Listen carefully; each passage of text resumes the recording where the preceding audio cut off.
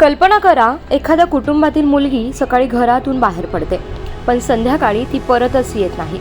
Phone बंद, कोणताही पत्ता नाही आणि कुटुंबासाठी सुरू होतो एक भयानक शोध. ही फक्त एका घराची गोष्ट नाही.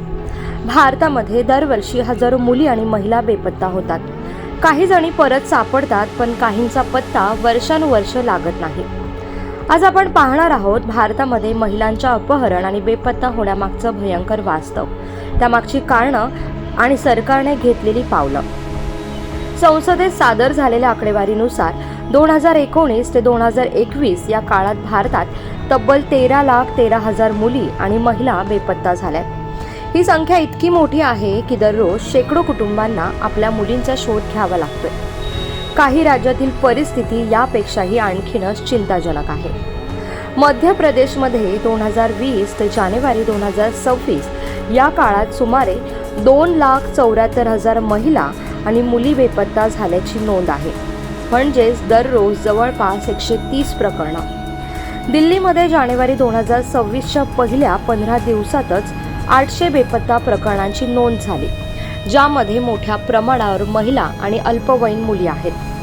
महाराष्ट्रात 2024 ते 2026च्या सुरुवातीपर्यंत सुमारे 94,000 महिला आणि 23,000 मुली बेपत्ता झाल्याची नोंद आहे. मात्र यातील 72% महिलांना आणि 80% मुलींना पोलिसांनी शोधून काढला आहे. पण या घटना घडतातच का? तज्ज्ञांच्या मते यामागची प्रमुख कारणं आहेत. पहिलं कारण म्हणजे जबरदस्तीने लग्न लावणं. काही वेळा प्रेम संबंधांमुळे घरातून पळून गेलेल्या मुलींच्या प्रकरणांना देखील अपहरण म्हणून नोंदवलं जातं. दुसरं आणि अत्यंत गंभीर कारण म्हणजे मानव तस्करी.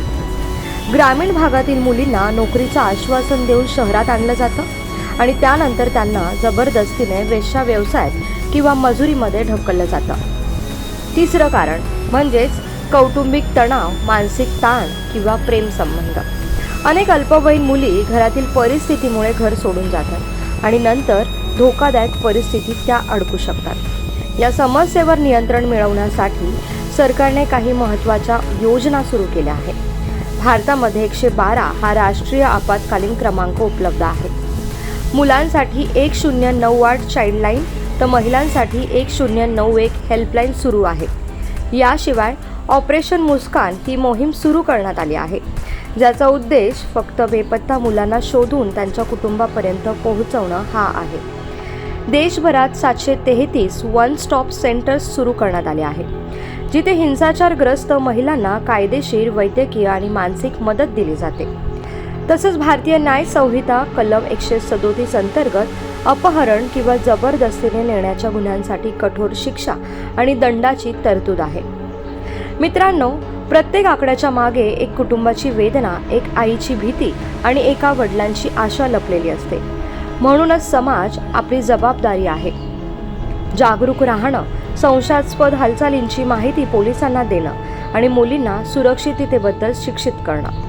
लक्षात ठेवा, एखादा फोन, एखादी माहिती किंवा एखादी तक्रार एखाद्या मुलीचं आयुष्य वाचवू शकते. अशी महत्त्वाची माहिती लोकांपर्यंत पोहोचवण्यासाठी हा व्हिडिओ लाईक करा, शेअर करा आणि आमच्या चॅनलला सबस्क्राईब करा.